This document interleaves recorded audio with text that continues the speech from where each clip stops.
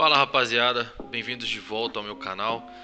Vamos seguir agora aqui com as dicas dos meias e dos atacantes, como prometido, beleza? Bom, primeiramente, vou pedir para você curta esse vídeo se você está assistindo ele, gostando do conteúdo que eu estou fazendo. E por favor se inscreve, rapaziada, me ajuda muito se inscrever no canal, beleza? Toda atualização ou postagem que eu fazer vai ser aqui nesse Instagram, tá bom? Agradeço bastante e vamos pra cima para as dicas dessa rodada, tá bom? Bom, essas são as minhas dicas. Vamos começar falando pelos meias primeiro. O Johan é um cara que vale a pena, né? Só que quando a gente pega os últimos jogos do Ceará, você vê que é um time que tá tomando gols regulares, né? 5 gols nos últimos 5 jogos. Foi tomar 2 pro Palmeiras, nos outros jogos ele não tomou tanto gol. Mas vem cedendo pontos, cara, né? Você pode ver que o Moisés que fez gol, ó, fez 11. Esse que o Flaco Lopes fez 12, olha o Dudu, 14. Né? Então tem scout básico aqui. Olha, o próprio Pita, né? Olha que pontuação legal. Então, já vou adiantar para falar aqui tanto do Johan, tá? Quanto do Arthur, beleza? Ele também tá nas dicas aqui para atacantes, já vou falar dele. Assim, cedidos aqui a gente não tem que se preocupar tanto para desarme e tudo mais, a gente tá procurando gol, assistência, mas de qualquer forma o Ceará é um time que deixa finalizar, tá? Já adianto isso para vocês. Por ser um time que deixa finalizar, o Arthur ser um cara que gosta de pegar de longe e o Johan também ser, a gente pode confiar em um deles e apostar no time, tá bom? Quando a gente abre aqui os prováveis, por enquanto tá garantindo os dois no time, né? Os dois como prováveis. Então vale a pena dar uma olhada e talvez apostar num deles, tá? Mas é aposta, beleza? É um jogo que tende a ter, se a gente olha o visitante, é muito parecido, né? Tomou 8 gols em casa o Bragantino e o Ceará fez 2. Então é um jogo que tende a ser um gol para dois lados, ele talvez um terceiro gol para um dos lados. Vamos continuar aqui então. Eu vou estar falando do Ganso. Muita gente olha só o Arias, né? E não olha para o Ganso. Quando a gente olha aqui o gráfico do Ganso, a gente vai ver que ele vem bem nos últimos jogos. É o batedor de pênalti oficial. E nos últimos 5 jogos ele tava vindo de boas pontuações, de assistências e gols, né? Ele não é bom para média básica, mas para fazer gol ele é. Então, olho no Ganso, vai estar todo mundo olhando pro Arias, né? Que vale, né, ser indicado, mas que assim pontua de certa forma sem média básica, pontua só com decisão também. E é o cobrador de bolas paradas, como escanteio.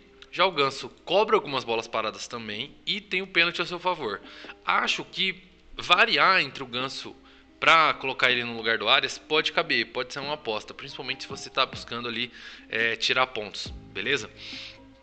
Já vou aproveitar e falar do Arias, né? O Arias para mim é uma certa unanimidade no meio, né? Na verdade é uma unanimidade você ter um meia do Fluminense. Por quê? Cara, o Curitiba é o time que mais toma gol, né? Fora de casa. Quando a gente abre aqui a gente vai ver que o Curitiba vem tomando 7 gols aqui. Mudou esse gráfico, eu acho que o Curitiba tomou uma outra goleada aqui que nos últimos 5 jogos aumentava esse mando. Vou até ver aqui com vocês, que eu tenho quase certeza que o Curitiba é o time que mais toma gol como visitante, beleza? Cara, não deu certo, mas tudo bem.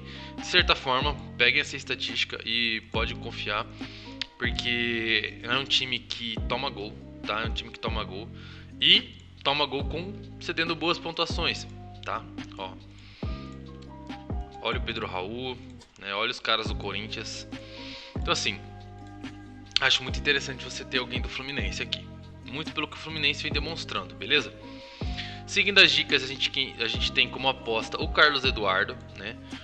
Porque o Carlos Eduardo serve tanto ele quanto o Lucas Fernandes, tá? Esse carinha aqui, ó. Se você abrir os gráficos, vocês vão ver que são jogadores que estão mantendo uma regularidade interessante, passando dos 5 pontos sempre, ó. E assim, pega um time que tá lutando para não cair, né? É o franco favorito ao rebaixamento dentre todos os times da Série A. Cede bastante ponto para meia. Quando a gente abre aqui o escala 10, a gente vai ver que o Juventude está no topo aqui dos cedidos e o Botafogo conquista, de certa forma, bons pontos nos últimos jogos. Então assim, cabe a aposta, beleza?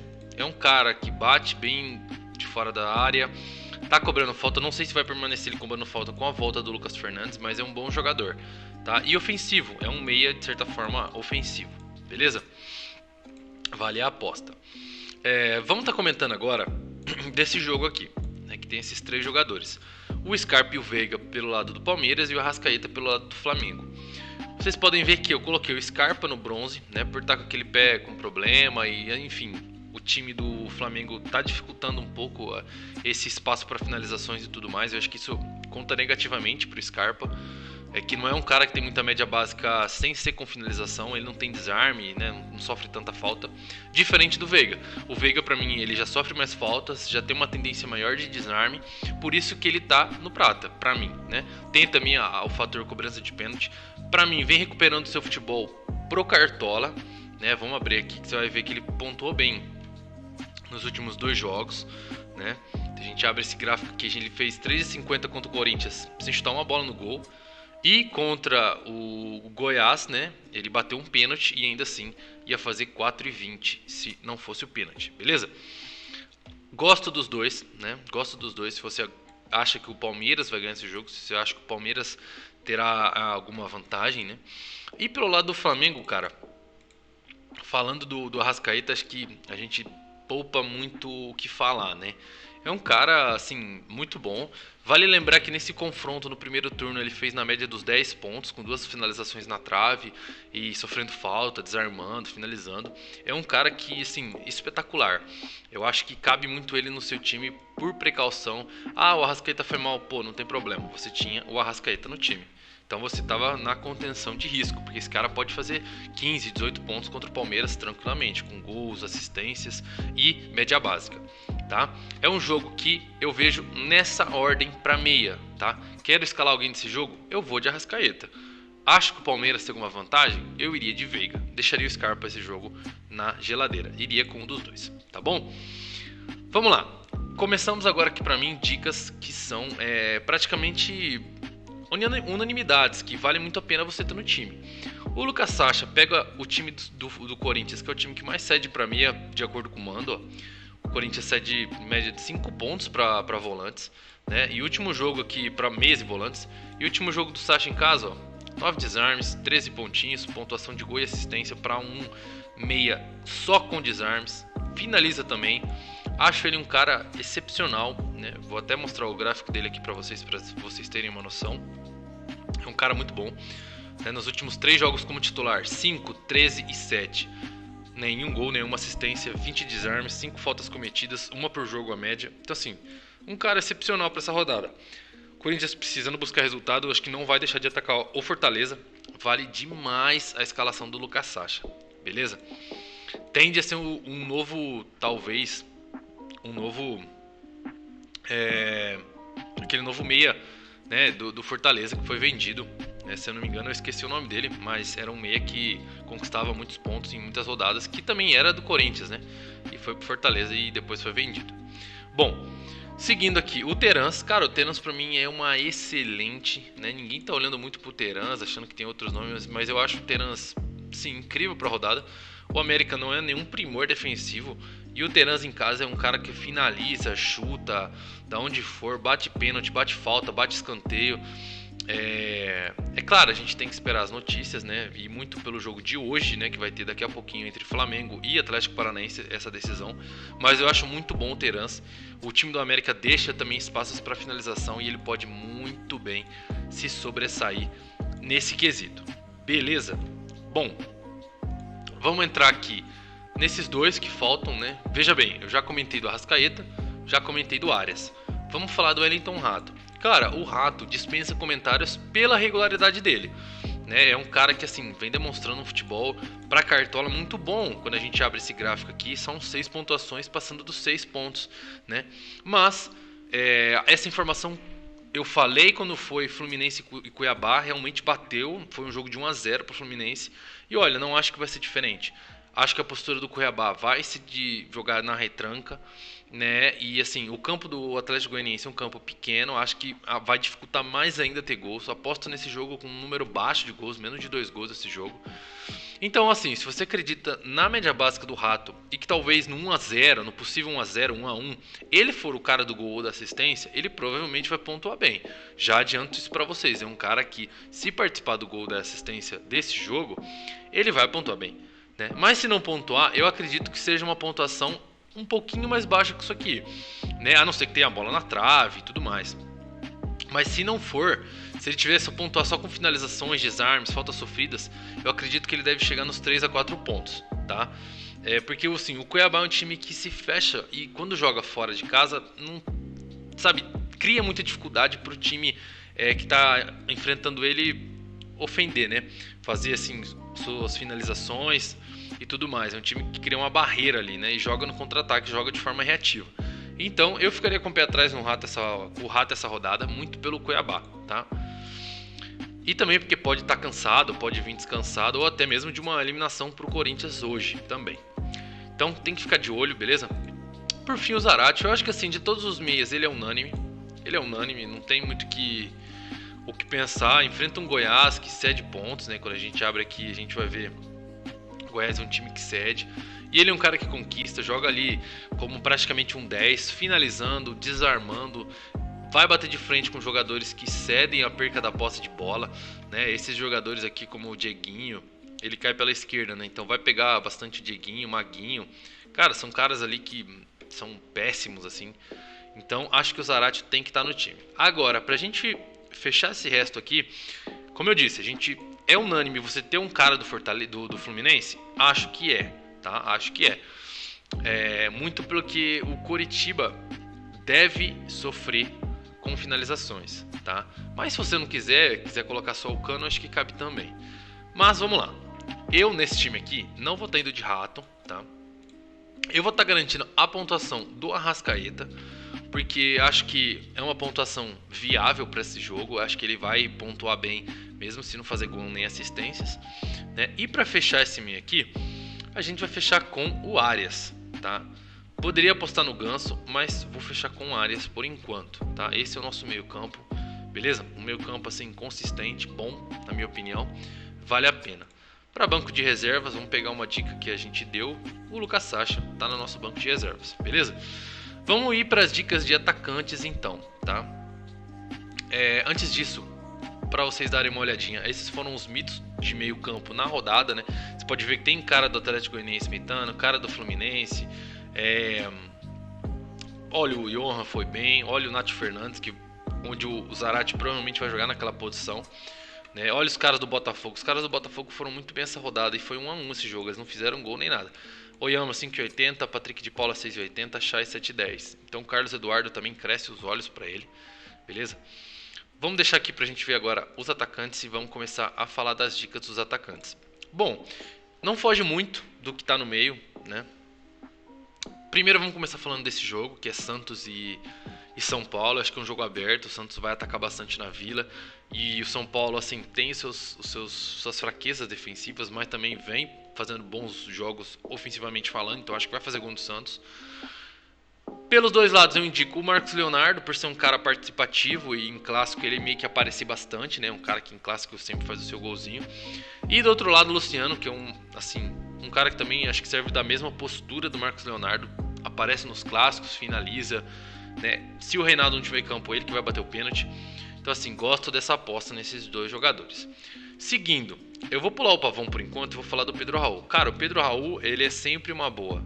Ele é sempre uma boa, é um cara muito participativo, é um cara que tem de certa forma uma média básica de finalizações, de faltas sofridas como atacante, né? Você vê que ele faz gol e faz 13, você vê que ele faz gol e assistência e faz 15, gol 10, então ele sempre tem essa pontuação de 2, 3 pontinhos a mais do que o gol dele. Eu não confio em nada nessa zaga do Galo, né? Em nada.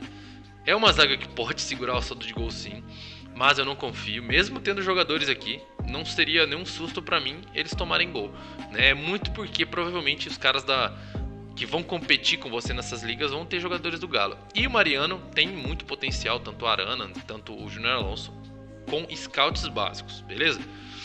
Vamos falar então agora do Pavon, do Keno e do Hulk, os atacantes do Galo que estão aqui por enquanto como prováveis. Cara, a gente tem que falar o seguinte sobre isso aqui. O Hulk vive um momento complicado. A gente escalou ele na última e sim, ele perdeu aquele gol cara a cara. É difícil de confiar nele, muito também pelo que ele vem conquistando, ó. O cara não vem passando confiança alguma, né? Ah, o Keno tá? Cara, o Keno, tirando aquele gol que ele fez no Corinthians, também não, ó, né? E quando a gente abre o Pavon, que tá como provável, é muito pouco pra gente dizer. Assim, creio que o Hulk é o melhor a se fazer aqui, tá? Se você quiser ir com a maioria, você escala o Hulk. Se você quiser diferenciar, você tem o Keno e o Pavon, tá bom? O Goiás, ele comete de certa forma alguns pênaltis, ele cede mais pro 9. Então, eu vou estar por enquanto fechando com o Hulk no time, mas muito pé atrás desse cara, não vem jogando uma boa bola. Acho que, bom, se ele tem um jogo para recuperar o futebol dele, é contra o Goiás no Mineirão, né? Até porque não tem outra forma, beleza? Vamos seguir as dicas agora, a gente começa no prata. A gente vai ver que de todos esses times aqui, eles já passaram nas dicas, né? O Arthur eu já comentei com o Johan. Acho uma boa sim, naquele quesito finalização, vai ter espaço, vai poder criar. Acho que o Arthur, se tiver no seu dia, pode pontuar bem. Bom, vamos falar aqui dos caras do Flamengo, tanto o Gabigol quanto o Pedro. Cara, são caras excelentes, né? Finalizam muito, são jogadores que, cara, tem um potencial gigantesco na rodada, né?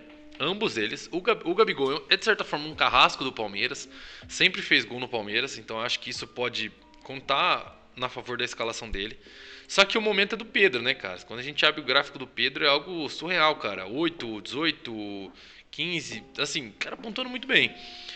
Eu, de certa forma, iria, se fosse para escolher entre os dois, de Pedro. Como eu já tô com a Arrascaeta no time, eu não vou com mais ninguém do Flamengo, já adianto, tá bom? Não vou com ninguém do Flamengo, mas prefiro sim o Pedro, tanto é que ele tá no ouro, do que o Gabigol. O Gabigol, mesmo se fazer um gol, tende a fazer 8 pontinhos ali. O Pedro, mesmo se não fazer gol, acho que vai finalizar, acho que vai causar problemas, vai sofrer algumas faltas. Será um cara muito ofensivo contra o Palmeiras, beleza? Continuando as dicas, já falei do Keno. Olha, entre Matheus Martins e Cano, eu ficaria de Cano, tá? Eu ficaria de Cano, não indicaria o Matheus Martins. Mas se você quiser dobrar, eu acho que é a dobra mais plausível de todos esses aqui, tá bom? Eu apostaria no Cano, nessa dobra aqui, tá?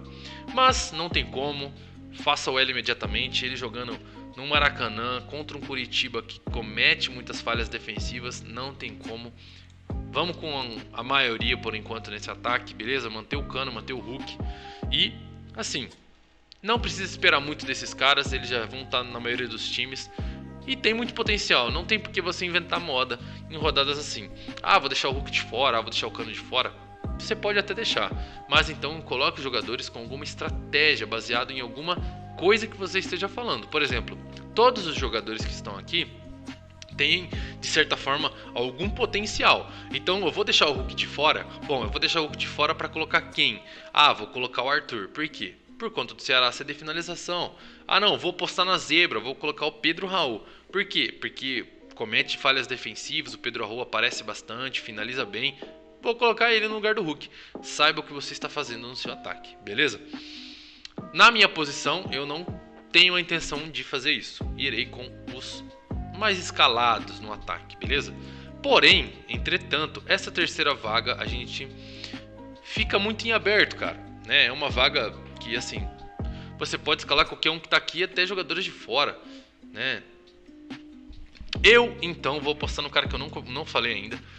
Vou de Vitor Roque. Ele não tá provável, né? Mas provável que jogue, porque na Copa do Brasil ele não pode jogar contra o Flamengo, né? Provavelmente porque ele já jogou pelo Cruzeiro. Então, Vitor Roque, esse é o meu ataque para a rodada, tá bom? Vou apostar no moleque, acho que ele tem um bom potencial. No banco de reservas, acho que só tem cartoleta para o Matheus Martins aqui, né? Cadê ele? Ele mesmo. Deixar ele no banco. Esse é o nosso time da rodada por enquanto, tá? Uma variação que eu passaria nesse time tranquilamente é substituir aqui pelo Terans e aqui colocar o Gabigol ou o Pedro. Acho que cabe tranquilamente essa troca, beleza? Não vou inventar moda no capitão. Faça o L, beleza? Esse por enquanto é o nosso time, tá? Esse aqui é as dicas para rodada. Pense bem, falei porque quando a gente olha no escala 10, a gente vai ver que para atacante, de acordo com os últimos jogos, ó, olha como o Marcos Leonardo é uma boa, né? Olha como o Cano tem sim um potencial, os caras do Galo, né? Para visitante, eu poderia sim falar de algum cara do Inter, mas não tá me passando muita confiança o Internacional. Mas não sei se um Edenilson, se um Alan Patrick, se um alemão pontuar bem essa rodada também. Beleza? Olha aí, os atacantes do Flamengo, né? Mas vou preferir confiar essa rodada no Arrascaeta e não colocar nenhum do ataque, tá bom? Esse por enquanto é o nosso time, custando 134 cartoletas, é um time acessível, viável, bom e de certa forma estará apontando regular. Dobrinha do Flu, dobrinha do Galo, um cara excepcional e uma aposta nesse moleque craque de bola, beleza? Na zaga, como eu falei, assim como eu tenho essa dúvida aqui nessas duas peças, essa dúvida do Mariano com algum dos zagueiros do Fluminense segue também. Vamos ver com o decorrer aí das notícias, né, dos jogos, a gente vai acompanhar já o joguinho do Fluminense e do Fortaleza e os outros jogos em seguida também. Então, esse é o esboço para a rodada 23, tá? Rapaziada, espero ter te ajudado. Curta o vídeo, se possível, se inscreve no canal, vai me ajudar bastante, beleza? Valeu e até a próxima, vamos pra cima!